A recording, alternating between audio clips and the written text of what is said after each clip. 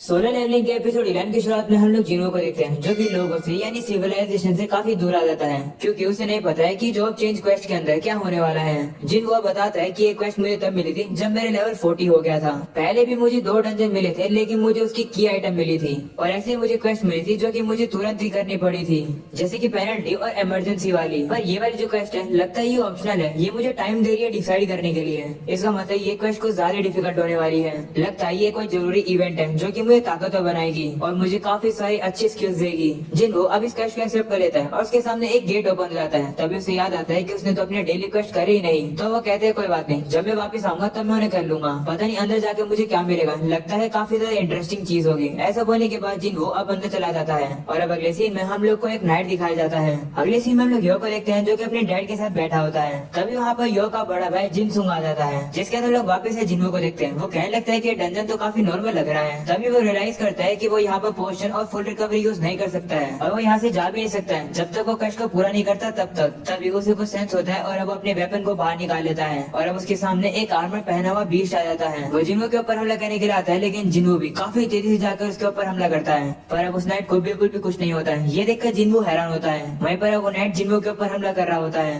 तभी जिन्हो थोड़ा सा पीछे हटकर उसके ऊपर फेटल स्ट्राइक से हमला करता है पर अब भी उस नाइट को बिल्कुल भी कुछ नहीं होता है और अब वो नाइट लगातार है जिन्हो के ऊपर हमला कर रहा होता है। जिन्हो अब कहता है कि मैं काफी सारे एनिमी से लड़ चुका हूँ, जैसे कि वो स्नेक वाला मोस्टर। उन मोस्टर के जो बाहर वाला हिस्सा होता है वो काफी हार्ड होता है। तभी जिन्हो अपने वेपन को अंदर करके उस नाइट को पकड़ लेता है और काफी ताकत लगाकर उसके सर को उसके धड़ से अलग कर देता है और उसे हरा देता है। जिन्हो अब कहने लगता है कि मैंने अपना फेटल स्ट्राइक वेस्ट कर दिया और मैं अपना माना भी रिकवर नहीं कर सकता हूँ और डैमेज भी हील नहीं कर सकता हूँ, लेकिन लगता नहीं है कि इन लोग को फर्क पड़ता है। तभी लोग देखते हैं कि वहाँ पर और काफी सारे नाइट्स आने लगते हैं। अगले सीन में वापस यो को दिखाया जाता है। तभी उसके डैड उससे कहते हैं कि तुम खाना क्यों नहीं खा रहे हो। तो यो कहते हैं माफ करना, खा रहा हूँ। यो के डैड जिनसुक से कहते हैं कि गिल्ड एस्टेब्लिश का काम कैसे चल रहा है, मैंने सुना है कि एस रैंक के हंटर्स ने तुम्हारा ऑफर डिक्लाइन कर दिया। तो जिनसुक कहते हैं हाँ, मेन बीइंग ने और चा ने मेरे ऑफर को मना कर दिया, लेकिन कोई भी दिक्कत नहीं है। मेरा नेगोशिएशन बाहर के देश के हंटर्स के साथ भी चल रहा है। वो लोग शायद से ऑफर को एक्सेप्ट कर लेंगे अगर मैं उनकी टर्म्स को एक्सेप्ट करूंगा। तो ये बिल्कुल वांग दोंगसू वाले केस के जैसा हो जाएगा। तभी जिनसुक यो से कहता है कि मैंने सुना है कि तुम भी सीक्रेट में काम कर रहे हो कुछ, जैसे कि महंगे प्राइस पर सी रैंक की रेट्स को बाय करना। तुम ये मजे के लिए कर रहे हो ना, लेकिन मुझे कोई दिक्कत नहीं है, पर मेरे रास्ते के बीच में आने की मत सोचना। ये सुनकर यो थोड़ा सा परेशान हो जाता है और मन में कहता है कि मेरे भाई को बॉस यानी जिन्हू के बारे में नहीं पता है। अगर उसे जिन्हू की ताकत के बारे में पता चला तो वो काफी हैरान होगा। अगले सीन में लोग जिन्हू को देखते हैं जो कि नाइट्स को हरा रहा होता है और उनसे लड़ते लड़ते वो भी थक चुका है। वो रेस्ट करने वाला होता है लेकिन तभी उसे फील होता है कि उसके पीछे कोई है।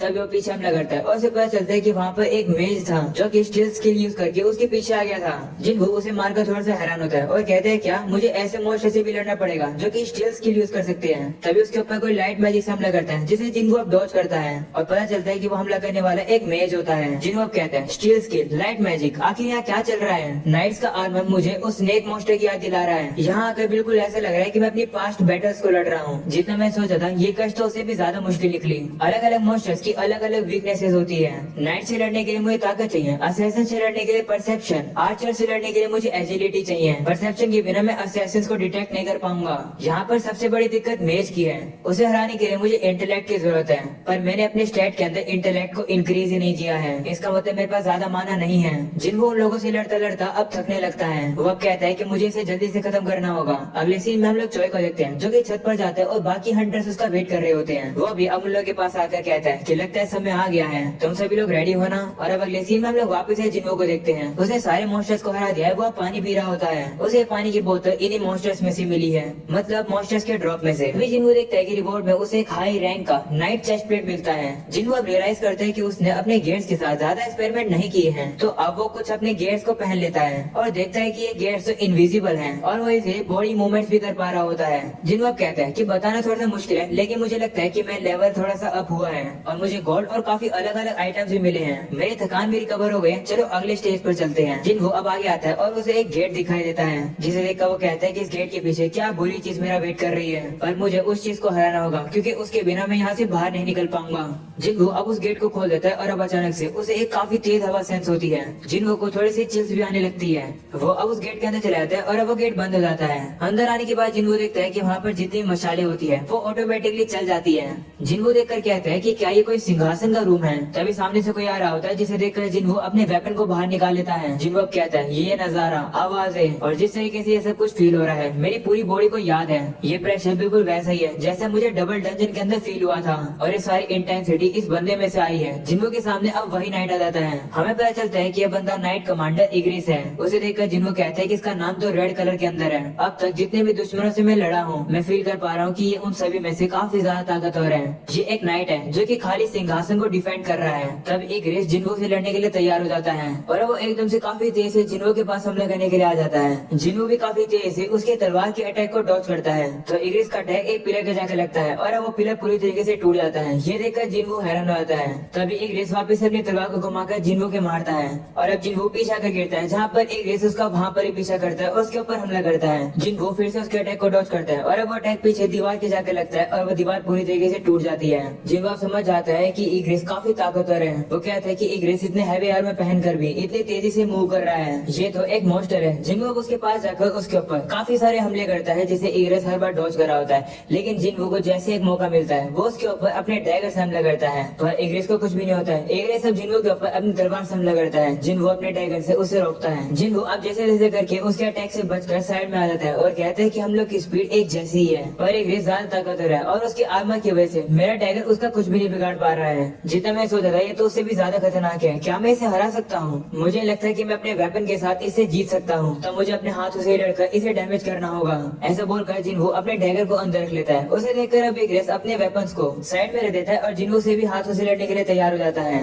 उसे देखकर जिन्हो कहता है तुम्हें क्या लगता है कि मुझे हराना इतना आसान होगा? अगले सीन में प्रेसिडेंट गो और वो को दिखाया जाता है जो कि देर रात तक ऑफिस में काम कर रहे होते हैं। वो कहता है तो फाइनली अब वो हो ही रहा है, जिस पर गो कहते हैं हाँ। तभी प्रेसिडेंट को चोय की कॉल आती है। गो उसे कहते हैं कि क्या तुम लोग जा रहे हो? तो चोय कहते हैं हाँ, जाने से पहले मैं आपका शुक्रिया करना चाहता हूँ कि आपने इस मिशन के लिए परमिशन दी। तो गो कहते हैं कि शुक्रिया करने की कोई जरूरत नहीं है, ये सब इसलिए हुआ क्योंकि तुमने जेजू आइलैंड के बारे में इंटरव्यूज में काफी ज्यादा नाम चढ़ा दिया तो पब्लिक को भी जेजू आइलैंड के बारे में याद आ गया तो मैंने बस थोड़ी सी मदद करी है। तो चोय कहता है कि आपको नहीं लगता कि आपको क्रिटिसिज्म मिलेगा इस काम के लिए? तो गो कहते हैं कि वो क्रिटिसिज्म लेने के लिए मैं तैयार हूँ, बस तुम वहाँ पर केयरफुल रहना क्योंकि वो आइलैंड काफी खतरनाक है। तो चोय कहते हैं हाँ मुझे पता है, हम लोग वहाँ पर बस इसलिए जा रहे हैं ताकि ये पता लगाए कि वहाँ पर जो खतरा है वो कितने लेवल का है और देखेंगे कि दुश्मन कैसे रिस्पॉन्ड करता है। जेजू आइलैंड पर जो थर्ड रेड हुई थी वो मेरे लिए कभी खत्म हुई नहीं थी। अगले सीन में वापस से जिन्हो को दिखाया जाता है। वहीं पर इग्रिस काफी तेजी से आकर जिन्हो के ऊपर हमला करता है। जिन्हो को तो रिएक्ट करने का टाइम भी नहीं मिलता है। इसके बाद इग्रिस जिन्हो को एक दीवार के पास फेंक देता है और अब जिन्हो के ऊपर काफी सारे मुक्कों से हमले करने लगता है। जैसे जैसे करके जिन्हो बसता हुआ साइड में आ जाता है और कहता है कि मैंने इसके अटैक को ब्लॉक किया लेकिन लगता है कि फिर भी मेरी 500 एचपी कम हो गई है इसके इतने सारे मुक्कों की वजह से। अच्छा है कि मैंने आर्मर सही समय पर पहन लिया था। ये बिना तलवार के भी इतना ताकतवर है, ये मुझे मार सकता है। मैं इसे ताकत में नहीं जीत सकता हूँ इसलिए मैं अपनी स्पीड को बूस्ट कर लेता हूँ।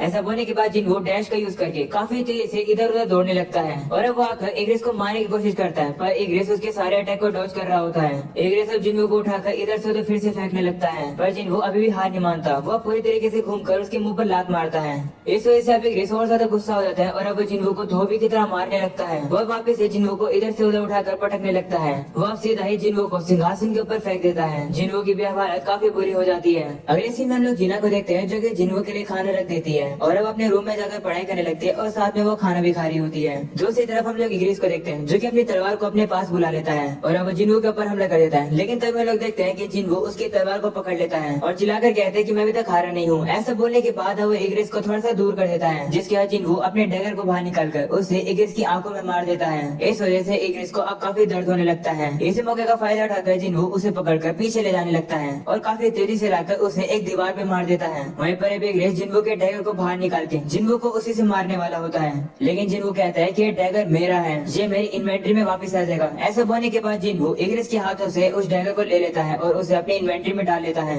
और अब वो वापस से उसे बाहर निकालकर इग्रिस के एकदम गले के अंदर डाल देता है। पर डैमेज इतना ज्यादा गहरा नहीं होता है इससे जिन्हो थोड़ी सी और ताकत लगाता है। वो अपनी फेटल स्ट्राइक सारी यूज करने लगता है। जिन्हो अब अपनी पूरी ताकत लगाकर अपने डैगर को इग्रिस के गले के अंदर घुसा ही देता है और अब उसे हरा देता है। ये देखकर जिन्हो कहता है कि मैं जीत गया ना। जिन्हो अब पीछा कर कहता है कि ये बैटल काफी क्लोज थी, मैं तुक्के से ही जीता हूँ। हमारी स्किल्स, एबिलिटी और एक्सपीरियंस इन सब के बीच में एक काफी ज्यादा बड़ा डिफरेंस था। अगर मैंने एक भी गलती करी होती तो मैं मर जाता। तभी जिन्हो देखता है कि उसे 4 रिवॉर्ड मिले हैं। एक रिवॉर्ड होता है 1.5 मिलियन गोल्ड, दूसरा रिवॉर्ड होता है इग्रिस का हेलमेट जो कि एस रैंक का आइटम है। उस हेलमेट को जिन्हो पहन लेता है और कहता है कि इसकी क्वालिटी तो काफी अच्छी है, ये मेरे फिजिकल डैमेज को 15% कम करता है और 20 पॉइंट मेरी स्ट्रेंथ और वाइटलिटी को बढ़ाता है। ये तो काफी कमाल का है। जिन्हो देखता है कि उसे एक रून स्टोन मिला है रूलर हैंड का। उसे देखकर जिन्हो कहते हैं कि ये कैसे स्किल है, चलो इसे बाद में पता लगाएंगे। वैसे मुझे ये इंस्टेंट टेलीपोर्टेशन स्टोन भी मिला है, ये मेरी इन्वेंटरी में भी नहीं जा रहा है, तो आखिर ये स्टोन मुझे क्यों दिया गया है? क्या इसका मतलब है कि ये क्वेस्ट अभी तक खत्म नहीं हुई है? तभी जिन्हो देखता है कि उसके पीछे काफी सारे गेट्स ओपन हो जाते हैं। तभी एक नोटिफिकेशन सामने आती है जो कि जिन्हो से कहती है कि जितना हो सके सर्वाइव करो एनहेंसमेंट पॉइंट्स पाने के लिए।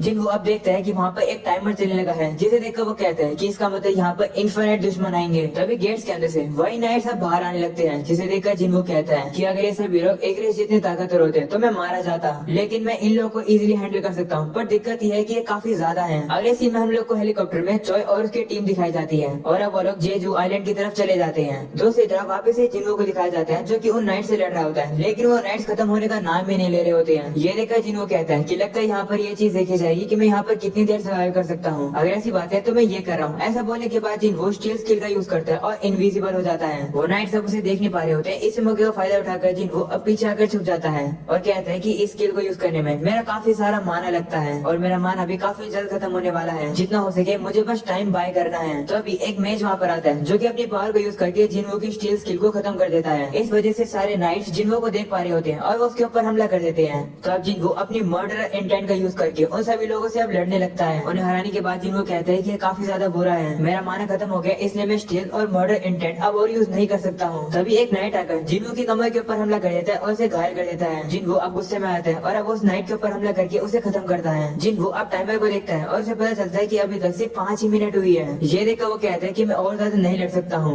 मैं ये करना तो नहीं चाहता हूँ, लेकिन मुझे टेलीपोर्टेशन स्टोन यूज करना पड़ेगा। जिन्हो अब उस स्टोन को यूज करने वाला होता है, लेकिन तभी एक नाइट आकर उसके हाथ के ऊपर हमला करता है, जिसकी वजह से जिन्हो के हाथ से वो स्टोन अब नीचे गिर जाता है। जिसके बाद सभी नाइट्स मिलकर अब जिन्हो को पूरी तरीके से घेर लेते हैं और उसके ऊपर हमला करने के लिए आ रहे होते हैं। और अब यही हो जाता है ये एपिसोड खत्म।